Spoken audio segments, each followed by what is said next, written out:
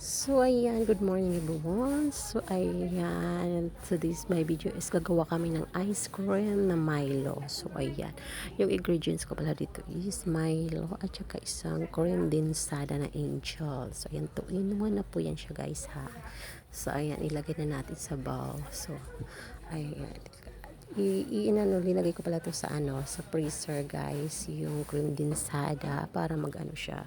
So, inilagay ko to siya ng isang araw. So, ayan nga guys. Oh, yan, ihalo na natin guys. So, ayan, ilagay natin yung isang Milo na pack.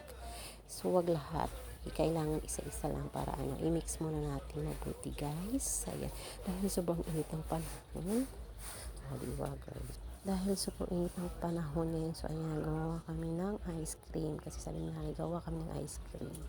Diba? I-try din namin yung mga videos na nakikita namin sa YouTube. So, ayan. Guys, ito rin lang namin. So, ayan.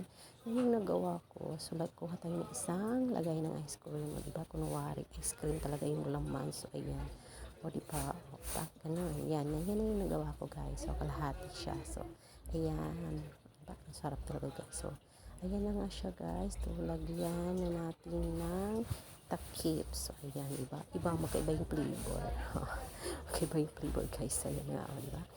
Tapos, ilagay na natin sa freezer. So, ayan, para tumigas. Mga bukas pa siguro to. Mga bukas pa ito makakain. So, kasi, para masarap siya. So, ayan na nga. May ice cream, di pa kami doon. Baka porcel na yan. Bili ka ng ice cream. So, yung ice cream yung bukas pa yan. So, ayan. Thank you, everyone.